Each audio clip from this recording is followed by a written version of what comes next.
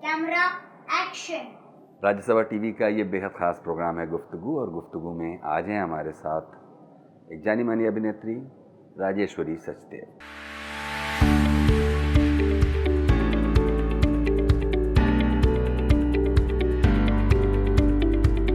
राजेश्वरी सचदेव गायिका और अभिनेत्री राजेश्वरी सचदेव का जन्म मुंबई में हुआ। उन्होंने मुंबई में ही रहते हुए अपनी पढ़ाई पूरी की। राजेश्वरी सचदेव के पिता मुंबई में इप्टा से जुड़े थे, इसलिए घर में नाटकों की चर्चा थी।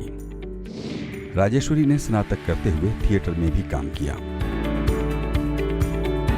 फिल्मों में काम करने की शुरुआत उन्होंने मराठी सिनेमा से की, जिसके लिए उन्हें महाराष्ट्र स्टेट गवर्नमेंट के पुरस्कार से सम्मानित किया गया, और इस तरह वो पहली गैर मराठी अभिनेत्री बनी जिन्हें ये गौरव हासिल हुआ। नाही म्हणून सांगितलं ना तुला? अहो ताईसाहेब लागून आलो ताईसाहेब। हे शरम, अंगावर हात लावतोस? जातोस की देव ऐकताना खाली? एक मिनिट। माझं नाव केदार कीर्तिकर। भाई तू? हिंदी में आई उनकी पहली फिल्म श्याम बेनेगल की सूरज का सातवां घोड़ा रही, जिससे उनकी अभिनय प्रतिभा जग जाहिर हुई। इसके बाद तो वो श्याम बेनेगल की लगभग हर फिल्म में नजर आने लगी। श्याम बेनेगल की मम्मो, सरदारी बेगम, समर, हरी भरी, वेलकम टू सज्जनपुर जैसी फिल्मों में उनके अभिनय की विशेषताएं देखी जा सकती हैं।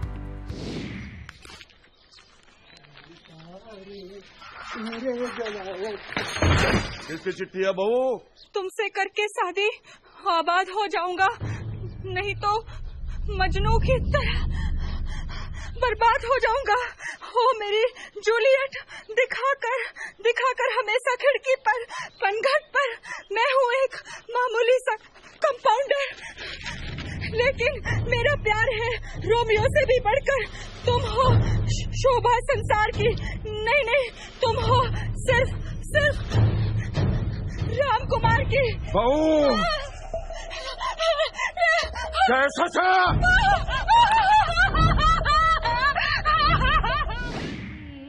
फिल्म सरदारी बेगम के लिए उन्हें बेस्ट सपोर्टिंग रोल्स कैटेगरी के नेशनल फिल्म अवार्ड से सम्मानित किया गया।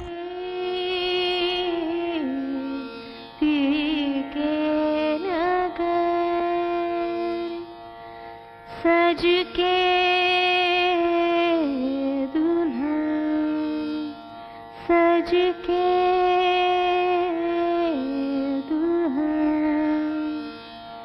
मैं के में जी घबरावत है, मैं के में जी घबरावत है। राजेश्वरी सचदेव एक बेहतरीन अभिनेत्री के साथ ही एक अच्छी गायिका भी हैं। ये पता चलता है 2007 में आए उनके एल्बम हुल्ले हुलारे से। हुल्ले हुलारे हुल्ले हुल्ले हुल्ले, वो सोना रूप से जाके हुल्ले, पैरी चंजर पाके हुल्ले, हत्ती मेहंदी लाके एकदम मुट्ठे आरे, शरारारा चन चढ़े चुबारे, शरारारा। इस गीत ने उस दौर में सबका दिल जीत लिया था।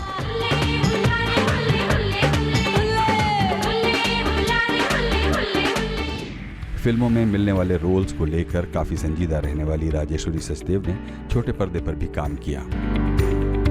लौट आओ त्रिशा और बालिका वधू में उनके किरदारों ने काफी वाहवाही लूटी। फिलहाल राजेश्वरी सचदेव सोनी एंटरटेनमेंट टेलीविजन के सीरियल दिल ही तो है में नजर आ रही हैं। आज ऋत्विक ने अपने प्यार के लिए नहीं, हमारी खुशी के लिए, शादी के लिए हाँ की है। ये कनेक्शन, ये रिश्ता पहले ही से तय होता है। जैसे marriages are made in haven.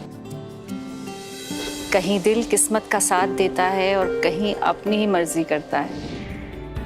Rajeshwari Sachdev के साथ ये बातचीत मुंबई में उनके घर पर उनके परिवार के बीच रिकॉर्ड की गई है। इसमें उनके 8 साल के बेटे देवज्ञ की शरारती मौजूदगी भी है, जो लाइट्स कैमरा एक्शन बोल रहा है।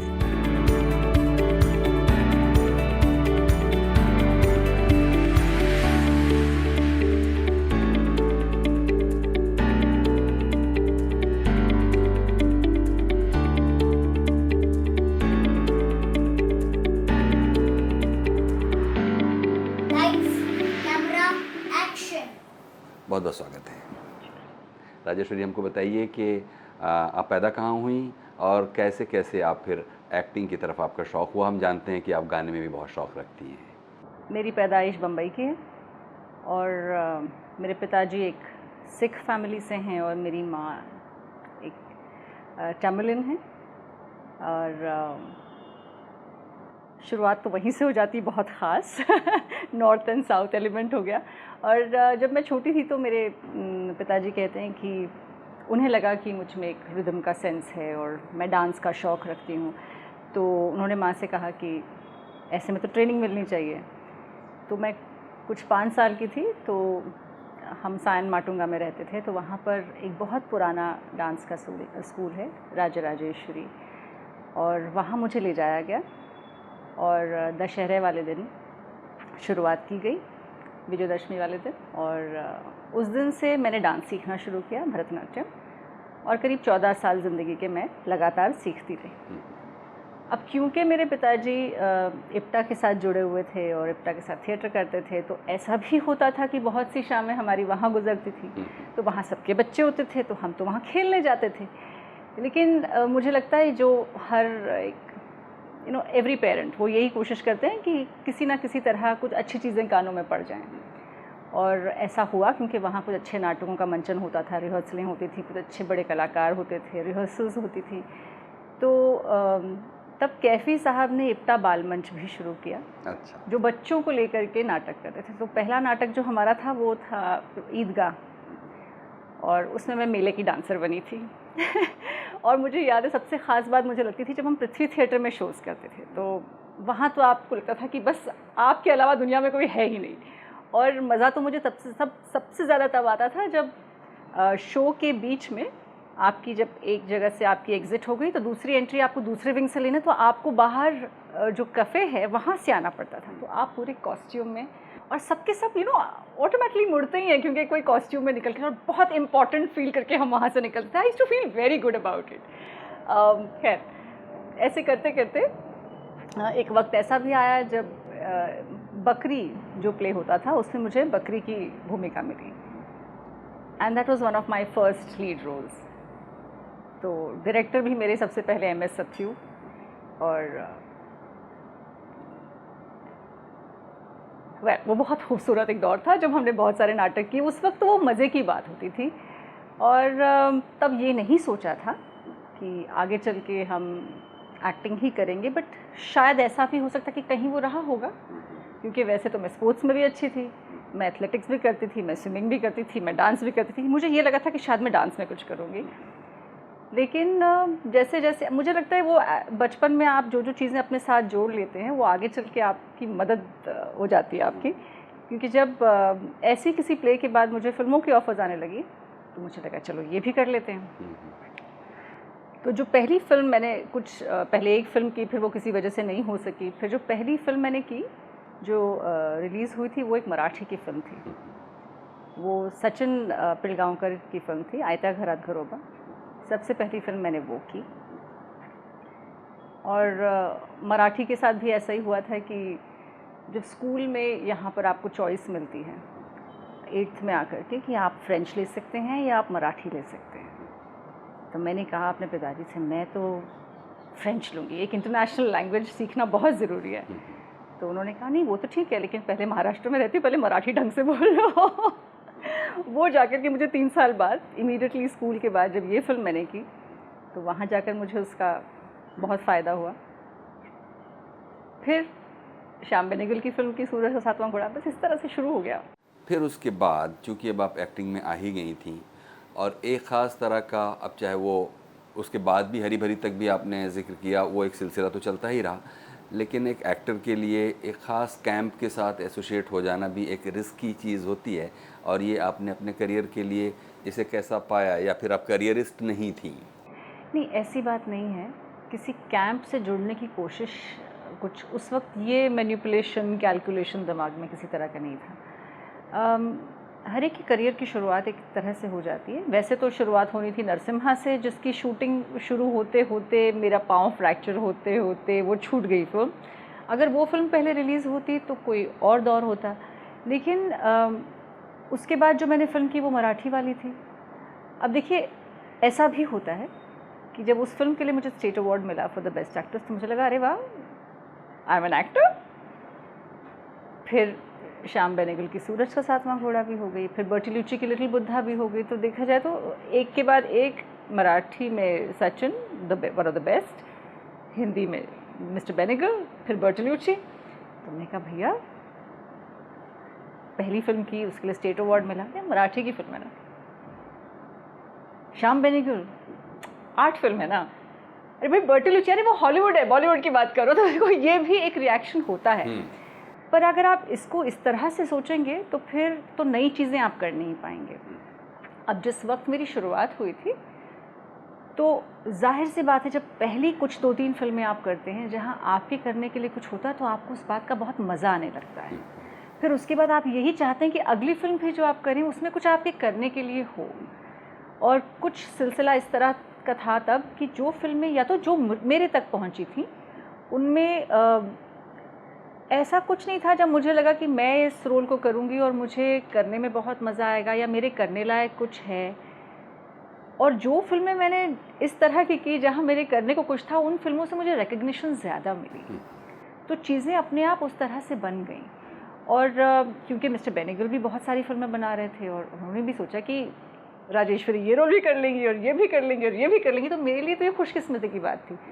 तो मैंने इस तरह से नहीं सोचा था कि ये कैंप होगा या। लेकिन एक एक्टर जिसे अपने प्रोफेशन के तौर पर एक्टिंग को जो ले रहा हो, फिर वो सोचता है कि वर्सिटैलिटी उसके पर्सोना का या उसके एग्जिस्टेंस का एक बुनियादी तत्व होना चाहिए। वर्सिटैलिटी यानी किसी भी सिचुएशन में किसी भी तरह का रोल कुछ भी करने के लिए आप अपने आप को तैयार रखें। तब उसके लिए, चूँकि आप डांस पहले सीख चुकी थी, कुछ थिएटर भी कर चुकी थी, गाती भी हैं आप, लेकिन इसके अलावा जब आप इसी बिज़नेस में होती हैं तब आपको बहुत कुछ सीखना पड़ता है। और उन सिचुएशंस में वो कभी एम्बरेसिंग भी होता है कि आपको वो नहीं करना जो आपसे करने को कहा जा रहा है। मसलन डांस के कुछ सिली स्टेप्स अगर हों तो ऐसी स्थिति में आपने अपने आप को पीछे ही रखा, मतलब कि नहीं हम इसमें नहीं ऐसी कोई बात नहीं थी। देखिए उस तरह से तो मैंने एक प्यार की करके फिल्म भी की थी जो एक हार्डकोर कमर्शियल थी, बहुत बढ़िया फिल्म थी। और उसमें जॉय मुखर्जी साहब के बेटे बॉय मुखर्जी लॉन्च हो रहे थे। तो अनफॉर्चुनेटली वो फिल्म बनने के बाद रिलीज़ नहीं हो पाई। तो जहाँ तक वो एक डांसिंग हीरोइन का सवाल था, तो मैं तो हमेशा कहती रही कि सबको कोई नचा दो भाई मुझे, I would love to dance around trees. लेकिन वो मैं कह रही हूँ ना कि उस वक्त ऐसा नहीं था कि ये आपके पास आया और आपने नहीं किया। लेकिन ऐसा ज़रूर था कि शायद कुछ लोग उसे गलती भी माने कि ऐसी फिल्में भी हुई जहाँ 2 सीन थे और आपको सिर्फ एक गाना गा के निकलना था और हीरोइन के करने के लिए कुछ था नहीं, तो मैं नहीं कर पाई। तो और जहाँ तक इस तरह के कोई गाने हों जो मुझे अनफॉर्चुनेटली ऐसी सिचुएशन में नहीं डाला गया जहाँ पे बेवजह का कोई किसी तरह का गाना रहा हो। बल्कि एक मैंने फिल्म शाहरुख खान के साथ भी की थी, इंग्लिश बाबू देसी में तो उसमें भी एक that was a special appearance.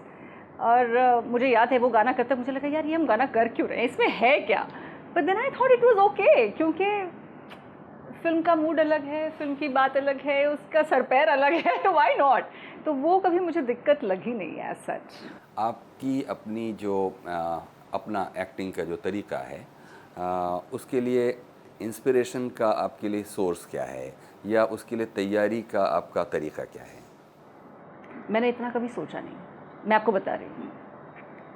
Inspiration तो बहुतों की है। जब बड़े हो रहे थे ना तो ऐसे ऐसे कलाकारों को देखा कि मुझे लगता है कहीं मेरी जो रूह है ना 50s और 60s में फंसी हुई है, ठीक है, बुरी तरह से क्योंकि आज भी जब रात को, अब तो खैर वो घर में रेडियो का वो चलन रहा नहीं, लेकिन जब वो वक्त होता था तो रात को 11 बजे बेला के फूल लगा करके जितने वो पुराने गाने होते थे सब, तो उस दिन वरुण मुझे कह रहे थे कि एक्चुअली नींद में कोई गाना उन्होंने लगा दिया होगा और मैं नींद में मुस्कुरा रही थी, क्योंकि कहीं जाके आपका सोल कनेक्ट वो है। उस तरह की फिल्में बनती तो मैं बहुत खुश होती। खैर लेकिन उन सारे कलाकारों को देख करके मुझे लगता है कहीं जहन में ना वो जो ग्रेस है, वो जो बल्कि उस वक्त में वो हर एक एक्टर का अपना एक तरीका भी होता था जो बहुत डिस्टिंक्ट होता था। तो वो मुझे आज भी लगता है कि कमाल है भाई कि ये कैसा एक पर्टिकुलर ट्रेट पकड़ के चलते हैं, लेकिन फिर भी हर रोल में कुछ अलग लाने की कोशिश करते हैं। तो वो भी एक सीखने की चीज़ है, बिकॉज वो आसान नहीं है। अब जैसे प्राण साहब को आप ले लीजिए, आपको पता है थोड़ा सा लाउड है, थोड़ा सब कुछ है, और यू नो कि कोई डिस्टिंक्ट एक कैरेक्टर निकल के आएगा, but every time there was a certain originality about the performance at the same time. ये सब जब आप देखो तो आप सोचते हो कि ये किस मैथमेटिक्स से काम करते थे भाई। तो इंस्पिरेशन आप वहाँ से भी ले सकते हैं, लेकिन आखिर में घूम फिर कर जो आपके पास जिस वक्त पे जिस तरह का सिनेमा आएगा और जिस तरह के रोल्स आएंगे, आपके पास इन्फ्लुएंसेस बहुत सारे हैं, but in the end you have to be true to what has come to you. जो आपकी स्क्रिप्ट है, जो आपके डायरेक्टर का विजन है, जो आपको लगता है, जो आपके राइटर ने लिखा है। फिर कभी कभी मेथड भी वर्क कर जाता है, कभी कभी स्पॉन्टेनिटी वर्क कर जाती है, कभी कभी क्राफ्ट वर्क कर जाता है, कभी कभी रॉ इमोशन वर्क करता है। तो ये मुझे पता नहीं कि किस वक्त पे क्या, क्योंकि उस वक्त ये होता है कि चाहे जो हो जाए ये सीन निकल के इस तरह से आ जाए बस। लेकिन शायद मैं बहुत प्रोफिशिएंसी नहीं मानूंगी अपने कि बस ये मैं करूँगा और ये हो जाएगा। हर रोज़ कुछ नया होता है, और हर रोज़ आप शायद जहन में कुछ लेकर चलते हैं कि आज आई होप कि ये सीन इस तरह से निकल कर आए, और कभी आप एग्जीक्यूट कर पाते हैं, कभी नहीं कर पाते हैं। तो विथ टाइम, विथ एक्सपीरियंस आपको ये ज़रूर पता है कि आपको रिज़ल्ट तो ये देना ही है। अब वो किस तरह से होगा आज भी मेरे हाथ में पूरी तरह से नहीं है वो बात। तो कभी ये अपना लेते हैं, कभी वो कर लेते हैं, कभी वो कर लेते हैं, बट कर लेते हैं। जी। कैरेक्टर को देखिए समझने के लिए, क्योंकि आपको खुद नहीं मालूम होता कि कब किस तरह का कैरेक्टर आपको करना होगा, लेकिन उसको समझने के लिए उसकी दुनिया कैसे बनी, तो उसको जानने का आपके पास क्या तरीका है कि जो कैरेक्टर आप कर रही हैं, क्योंकि हर जीवन स्थितियों में तो आप रह नहीं सकती। आपको एक जीवन स्थिति मिली हुई है, वो आपकी मुख्य प्राथमिक जीवन स्थिति है, उससे थोड़ा अलग, थोड़ा इधर, कुछ दोस्तों को, कुछ परिचितों को। इसके अलावा क्या तरीका है आपको कि आप तरह तरह के, इसलिए अच्छे कलाकार को लिटरेचर का स्टूडेंट होना बहुत ज़रूरी है कि हर चीज़ को किस किस जगह से आप एक्सेस कर सकते हैं। जब पढ़ाई कर रही थी और मुझे लगा कि वापस कॉलेज जाना चाहिए, तो मैंने क्या पढ़ाई की आपने? मैंने मास्टर्स किया इंग्लिश लिटरेचर में, बल्कि एक्टिंग का सिलसिला तो 15 साल की उम्र से शुरू हो गया था, पर घर से वो हिदायत थी कि भैया जितना पढ़ सको करते रहो। और फिर मुझे भी लगा कि मैथमेटिक्स जब तक नहीं करनी तब तक ठीक है, पढ़ाई हो जाएगी। फिर मैंने यही सोचा कि वही किया जाए जो हमारे काम के साथ, जिससे मदद मिले। तो मैं ये नहीं कहूँगी कि मैं बहुत पढ़ी लिखी हूँ, बहुत ज़्यादा पढ़ती हूँ, ऐसा नहीं है, लेकिन जितना पढ़ती हूँ समझने की कोशिश ज़रूर करती हूँ। शायद वो सारा जो आप सीखते हैं, जो आप किस तरह से किसी चीज़ को अप्रोच करना चाहिए, आप किसी लिटरेचर को भी पढ़ लेते हैं तो आपको तब की सोसाइटी, तब का वक्त, तब के लोग, इकोनॉमिक कंडीशन, हर एक चीज़ जहन में रख के तो आपको करना ही पड़ता है। तो हाँ, जब आप कोई ऐसे पीरियड की कहानी करते हैं तो उस पीरियड को समझने की कोशिश करते हैं। उसके अलावा जिन्होंने जो लिखा है, उसके अलावा जो दूसरे राइटर्स उस ज़माने के थे, उन्होंने क्या क्या कहा होगा, तो आपको एक ज़्यादा पता चल जाता है। लेकिन एज एन एक्टर बहुत ज़रूरी नहीं कि हर बार आपको ऐसी स्क्रिप्ट मिले जो इतने रिसर्च की जिसको ज़रूरत पड़े, कुछ कुछ चीज़ों पे, छोटी छोटी चीज़ों पे। पर उसके अलावा मुझे ऐसा लगता है कि फॉर एनी एक्टर आपके आँख, नाक, कान हमेशा खुले होने चाहिए। वो ज़रूरी नहीं कि आज आप ये रोल कर रहे हैं इसीलिए, बिकॉज झटपट वाले काम कभी काम में नहीं आते। आपने आज जो किया, हो सकता है आज से 25 साल 30 साल पहले कोई एक बात आई हो जो आपको आज हेल्प करेगी। तो बाकी आप अवेयर रहते हैं एज एन एक्टर, तो आपको हर जगह पे वो काम आ जाता है। जब आप कहती हैं कि एक कलाकार को अपने आँख, कान, नाक खुले रखना चाहिए और पढ़ते लिखते रहना चाहिए, और जब आप अपने जो फेलो एक्टर्स जिनके साथ आप काम करती हैं उनको देखना भी बहुत ज़रूरी है। अच्छे परफॉर्मेंसेस भी और बुरे भी, कि बुरा क्यों और हमें ये क्यों नहीं करना चाहिए, तो वो भी बहुत ज़रूरी हो जाता है। नहीं तो आप फिर वही गलतियाँ आप भी दोहराते हैं, फिर ज़रूरी नहीं कि दूसरे ने जो गलती की आप भी करें, आप नहीं करें। तो हाँ, मुझे याद है शुरुआती दिनों में मैं बुरे परफॉर्मेंसेस भी बहुत प्यार से देखती थी कि ये ज़रूर देखो कि ये नहीं करना, सब कुछ कर लेना, ये मत करना। अच्छे तो खैर हम देखते ही थे, क्योंकि आज भी जब हम देखते हैं तो बाय डिफ़ॉल्ट आप परफॉर्मेंसेस पहले नोटिस करते हैं, क्योंकि आपका वो काम है। आप चाह करके उसको एज एन ऑडियंस देखते हैं, लेकिन फिर कहीं जाके आप the actor and you will always sense, अगर मैं करती तो क्या करती, शायद ये नहीं कर पाती, या शायद ये मैं और अच्छा करती। Actors ego. तो अच्छा, देखिएगा कि तरह तरह के डायरेक्टरों के साथ काम करते हुए कभी ऐसे भी मौके आते हैं कि कुछ ऐसे डायरेक्टर भी मिलते हैं जिनको खुद नहीं मालूम होता कि आपसे वो क्या काम लेना चाहते हैं। ओके। इसका क्या एक्सपीरियंस है आपका कि वो जिसको नसीर साहब कहते हैं कि डायरेक्टर बार बार कट तो बोलता है, लेकिन वो ये नहीं बता पाता कि करना क्या है? ये तो बड़ा मुश्किल सवाल पूछ दिया आपने। नहीं, अगर ऐसा कोई एक्सपीरियंस है तो हम लोग शेयर कर सकते हैं, जिससे कुछ डायरेक्टर्स भी सीखें। एक्टर लोगों से भी तो डायरेक्टर कुछ सीख सकते हैं। मुझे ऐसा लगता है सबसे पहले नहीं, ऐसी सिचुएशंस आती हैं जहाँ पे वो कुछ, बहुत बार बहुत से लोग बहुत जल्दी में होते हैं कि सीन पूरा हो जाए, पर वो ज़्यादातर मैंने देखा है वो हमारी टेलीविज़न इंडस्ट्री में ज़्यादा बड़ी प्रॉब्लम, बिकॉज वक्त का बड़ा वो होता है कि अब फटाफट इतना शूट करो, इतने मिनट शूट करना है और ख़त्म करना है। लेकिन मेरे साथ बहुत कम ऐसा हुआ है, ज़्यादातर अच्छे डायरेक्टर्स के साथ ही मैंने काम किया है। लेकिन हाँ, कभी कभी एक डिफरेंस ऑफ ओपिनियन भी होता है। उसमें मैंने एक चीज़ सीखी जो मैंने बहुत अपनी पहली फिल्म में ही नोटिस किया था, जब मेरे डायरेक्टर और एक्टर के बीच में अच्छी खासी बहस हो रही थी, जिसको हम बहुत पॉजिटिवली ही लेंगे कि ये ऐसा होना चाहिए, इसे ऐसे होना चाहिए। तो कोई आधा पौन घंटा ऐसी बहस चली, फिर आखिर में दोनों ने कहा ठीक है, दोनों तरह से कर लेते हैं। तब मुझे ये बात बड़ी अच्छी लगी। तो फिर जायज़ है, जब मैं आगे बढ़ी तो मुझे लगा यार, मुझे लग रहा है कि ये ऐसे होना चाहिए। तो फिर मुझे वो बात हमेशा याद आती है कि नहीं, एक काम कर, दोनों तरीके से कर लेते हैं, फिर आपको जो ठीक लगे, because in the end the director and the editor are the boss. हाँ, बहुत बार ऐसा होता है when the director does not know कि वो किस तरफ जाए, लेकिन ज़्यादातर ऐसा नहीं होता, डिफरेंस ऑफ ओपिनियन ज़्यादा होते हैं। पर तब हम ये कहते हैं कि ठीक है, मैं आपको ये इस तरह से भी कर लेती हूँ, मैं इस तरह से भी कर देती हूँ, बिकॉज कहीं जा कर के एज एन एक्टर हम भी देखिए, at that point of time you are not 100% sure of what you are doing और वॉट यू आर थॉट, कि वो बिल्कुल वैसे का वैसे सामने आप उसे वैसे ही कैच कर पा रहे हैं क्योंकि हम वैसे एग्जीक्यूट कर पा रहे हैं कि नहीं। तो मैं जिस तरह से काम करती हूँ, मैं कहती हूँ ये ठीक लगा आपको?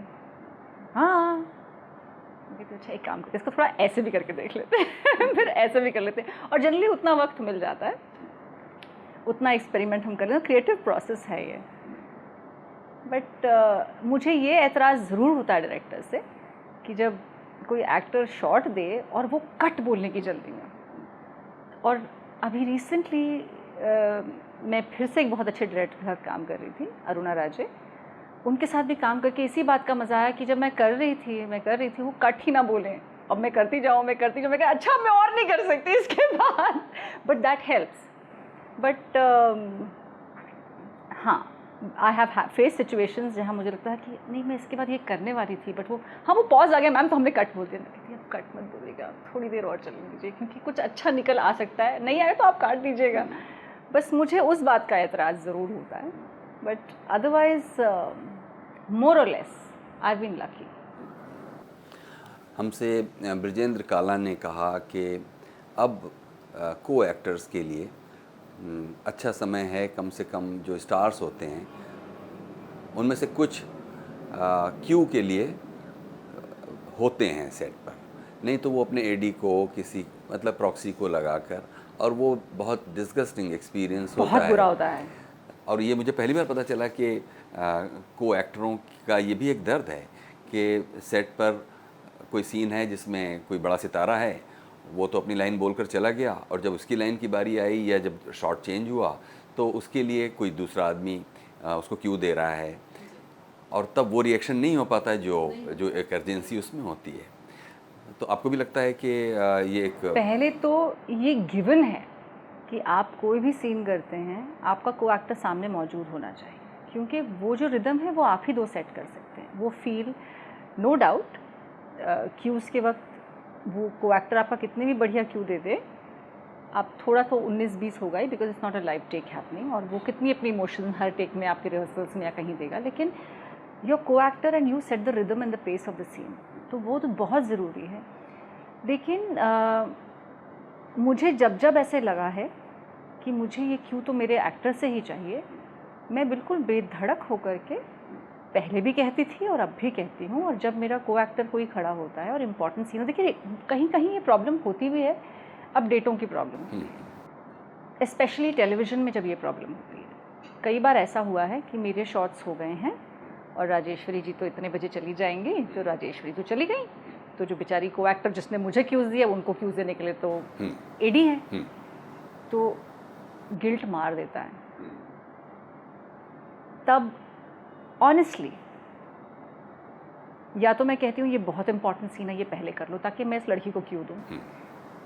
बहुत इंपॉर्टेंट सीन है, I make it a point to wait even after pack up. But कभी कभी लाइफ की ऐसी सिचुएशन होती है, आपको घर दौड़ना पड़ता है, आपकी कोई इमरजेंसी होती है, कहीं कोई डेट होता है, सिचुएशंस आ सकती हैं, but that can only be an exception not the rule. और कोशिश हमेशा यही होती है कि आप अपने को एक्टर के लिए खड़े रहें और जहाँ तक हो सके उसी तरह से क्यों दें। और यस, जब मैं अपना करती हूँ मैं भी कहती हूँ कि प्लीज़ आइए और क्यों दीजिए।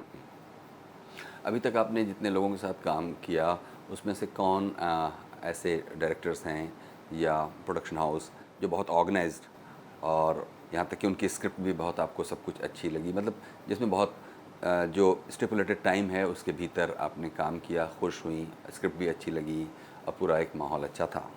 बहुत सारे हैं। We'll start with Sachin ji, bound script, Shyam Benegal, bound script,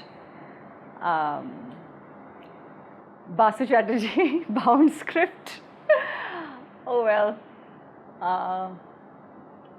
Akshay Dutt, bound script,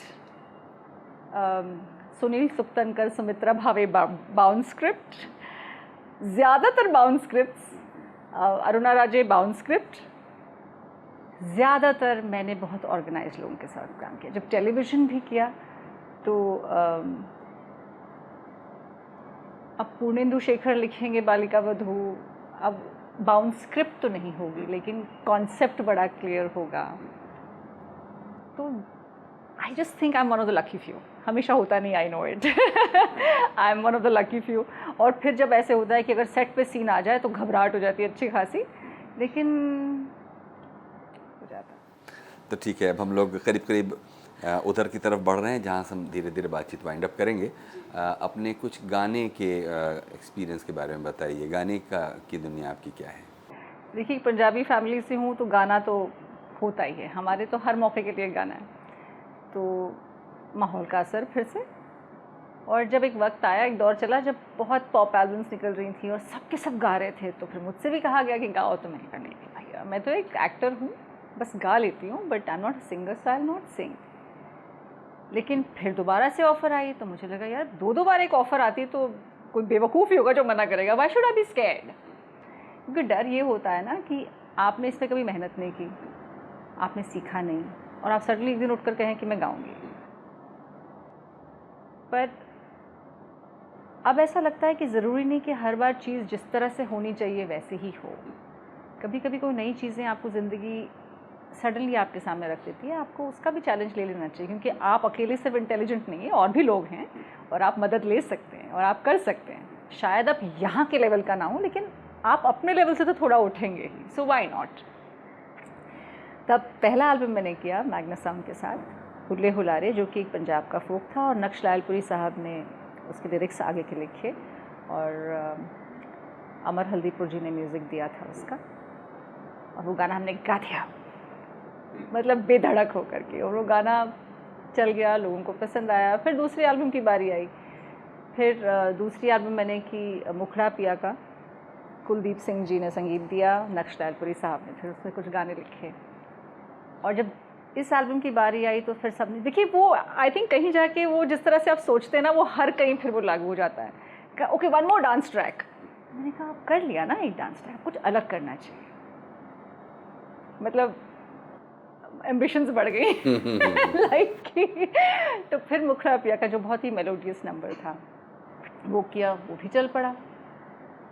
फिर तीसरी एल्बम की बारी आई, मुझे लगा पहले से तो थोड़ा और अच्छा मुझे कर लेना चाहिए। फिर तीसरा जो एल्बम किया वो टाइम्स म्यूज़िक के साथ, उसका नाम उमंग रखा, बट उसमें हमने सिर्फ पंजाब के गाने नहीं लिए, हमने अलग अलग फोक सॉन्ग्स उठाए। कुछ उत्तराखंड का एक था, एक यूपी का फोक था, एक एमपी का फोक था। अगेन जयंता पाठक ने इसका म्यूज़िक दिया था। वो एल्बम बहुत खूबसूरत एल्बम हुई। तो मैं ये कहूँगी कि मेरी पर्सनल ग्रोथ जो थी एज अ सिंगर वो हुई, और मैंने शोज़ भी किए बहुत सारे, जो अपने आप में अब कोई मुझे कहे उठ के डांस कर लो तो बीच रात में भी उठ के कर लें। अब क्योंकि लोगों ने एक्सेप्ट कर लिया आपको एज अ सिंगर, अब आपका काम है कि सिर्फ आप मेहनत करें, लेकिन आप ये जानते हैं कि ये बचपन से आप करते नहीं आ रहे हैं, तो आपके लिए नई चीज़ है। और प्लस आपकी एक रेपुटेशन एज एन एक्टर भी है, तो कोई ये ना कहे कि ये क्या हो गया, ऐसे अच्छी खासी एक्टर थी, ये क्यों कर रही है तो हाँ, वो आपको लेकर के चलना पड़ता है। और कहीं वो डर आपका, मैं कह रही थी, जब आप शुरू करते हैं तो आपके पास खोने का डर नहीं होता, अब बहुत कुछ खोने का डर होता है। तो फिर ये लगता है कि ठीक है, इतना कर लो, अच्छी तरह कर लो। तो अब जैसे मैं एक नाटक करती हूँ गौहर, तो जब ललित दुबे ने मुझसे कहा कि ये नाटक है और ये गौहर जो थी, गौहर जान का, वो तो क्लासिकल सिंगर थी और मैं क्लासिकल सिंगर नहीं हूँ। तो कहती गाती तो हो ना, सिर्फ गाती हूँ पर मैं क्लासिकल सिंगर नहीं हूँ, लेकिन एज एन एक्टर आप मचल रहे हैं करने को, क्योंकि ऐसा रोल करने को आपको दोबारा थोड़ी मिलेगा। तो मैंने कहा लेकिन एक कोशिश ज़रूर हो सकती है कि मैं जितनी जो बंदिशें हैं छोटी, वो उतनी मैं याद कर लूँ और मैं उस पर अच्छा खासा रियाज़ कर लूँ और मैं कर सकती हूँ। और पहले शो में नहीं, लेकिन बाय द 30th शो बहुत अच्छा कर लूँगी एटलीस्ट गाने वाला जो है, बाकी मैं हैंडल कर लूँगी गाने का जो है। तो फिर मैंने सीखना शुरू किया, और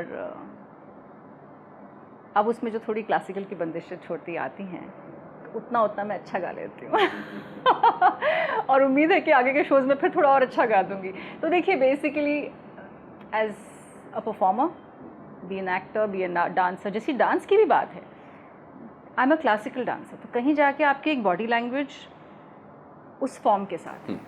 तो जब आप कुछ नया करते हैं, आप वेस्टर्न करते हैं, आप सालसा करते हैं, आप कथक करते हैं, तो सब कुछ चेंज हो जाता है, पूरा ग्रामर बदल जाता है उसका।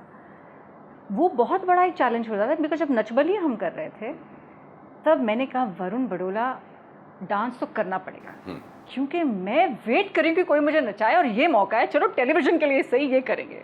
तो वरुण ने मेरा मुंह देख के, नई नई शादी थी, कहा नई बीवी को मना करे, हाँ कह दिया। वरुण तो लाइफ में नाचे ही नहीं थे। अब मेरे अंदर ना वो कि बस अब ये फॉर्म भी ट्राई कर लेते हैं और ये फॉर्म भी ट्राई कर लेते हैं। तब सब ने कहा कि तुम तो dancer, you can do it. I said हाँ, पर वो एक चैलेंज होता है to unlearn what you have learned, to try some new form and do justice to it. I think ये सब में अगर अब देखा जाए, जहाँ हमने इंटरव्यू शुरू किया था, वो चैलेंज नाम की चीज़ जब तक किसी काम में नहीं होगी, वो मुझे एक्साइट नहीं करेगी। सो यू आर राइट, कहीं जा कर के हम वो ढूंढते हैं कि अच्छा फिर क्या नया, फिर क्या नया। हाँ, उसमें ये होता है कि कभी कभी आपको ये लगता है कि ये काम इसलिए भी कर लेना चाहिए बिकॉज आप पैसे अच्छे कमा रहे हैं। एक्टर की लाइफ में वो सिचुएशन भी आती है, और वो भी बहुत ज़रूरी सिचुएशन है, तो वो भी कभी कभी कर लेना चाहिए। तो अभी आप हमारे लिए कुछ 2 गाने के छोटे छोटे टुकड़े गाइए। कौन एक सा पहले गाना? एल्बम का और एक जो बाद में नक्श लैलपुरी ने आपके तीसरे एल्बम के लिए कुछ लिखा। ओके, पहले हुले हुला रे, ये भी नक्श जी का ही है। हुले हुला रे हुले हुले हुले हुले हुले हुला रे हुले हुले हुले, वो सोना रूप सजा के हुले, पैरी झंझर पाके हुले, हत्थे मेहंदी लाके, गिद्दा पाह मुटियारे, शारा रा रा रा चन चढ़े चौबारे, शारा रा रा रा चन चढ़े अब चौबारे शारा रा रा रा। हूँ अभी मैं जवां ए दिल, हूँ अभी मैं जवां, बेहोश हूँ बिन पिए, दुनिया का गम किस लिए। हूँ अभी मैं, हूँ अभी मैं, हूँ अभी मैं जवां, दुनिया का क्या एतबार, खोना ना अपना करार। दुनिया का क्या एतबार, खोना ना अपना करार। चुन ले मुरादों के फूल, बीते न यूं ही बहार। चुन ले मुरादों के फूल, बीते न यूं ही बहार। ताक़ में है ख़िज़ा ए दिल, हूँ अभी मैं, हूँ अभी मैं, हूँ अभी मैं जवां।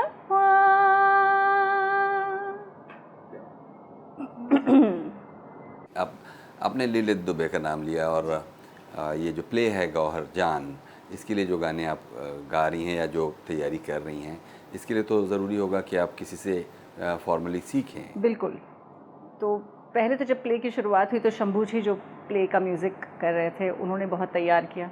फिर सीखना मैंने शुरू किया तो पंडित जसराज जी की जो शिष्यां हैं अंकिता जोशी जी, उनसे मैं सीख रही हूँ और वो बहुत प्यार से बहुत अच्छी तरह से मुझे सिखाती थी गाना। और जो तैयारी उन्होंने करवाई वो डेफिनेटली शो के दौरान जो कॉन्फिडेंस बढ़ा मेरा और जो गला चलने लगा जिस तरह से चलना चाहिए, वो शुरुआत हो गई। तो उस बात की मुझे बहुत खुशी है, मेरे लिए बड़ी अचीवमेंट की बात है। तो राजेश्वरी सचदेव, हम लोग अब बातचीत वाइंड अप करेंगे। कोई ऐसी बात जो मैं आपसे पूछता, आपने सोचा होगा कि वो सवाल आता और वो नहीं आया, तो आप जवाब वो दे सकती हैं इस वक्त। वैसे तो आपने बहुत सारे सवाल मुझसे पूछे और जो आपने नहीं पूछा वो भी मैंने बोलते बोलते बोल दिया। तो अगर आपको लगता है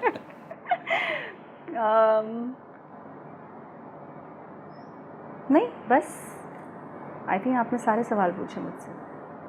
वैसे तो मैं पूरे दिन बैठ के बात कर सकती हूँ, लेकिन हम भी चाहते हैं कि पूरे दिन ही बातचीत हो, लेकिन वक्त की एक सीमा है।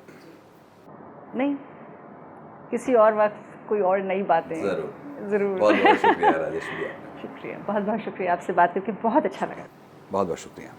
ये थी राजेश्वरी सचदेव प्रोग्राम गुफ्तगू में। कुछ कहना चाहते हो तो हमें लिखिए ज़रूर feedback.rstv@gmail.com पर।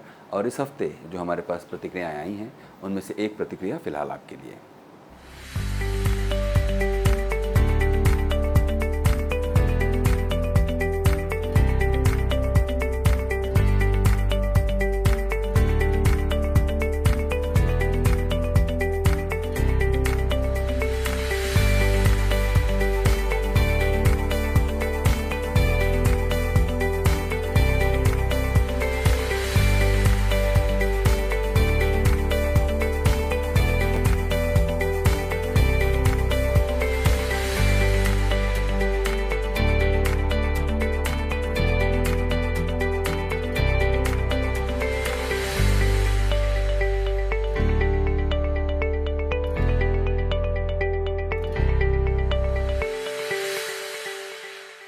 अपने देखने वालों के लिए हमारे लिए बहुत खुशी की बात है और आपको भी ये जानकर अच्छा लगेगा कि ये शो गुफ्तगू का ऐसा है जिसको अब तक प्रोड्यूस कर रहे प्रोड्यूसर्स में से सबसे कम उम्र के प्रोड्यूसर प्रोड्यूस कर रहे हैं। तो उनसे भी आपको मिलवाएंगे और हम समझते हैं कि आपको भी उनसे मिलकर अच्छा लगेगा और आप उनके उज्ज्वल भविष्य की कामना करेंगे।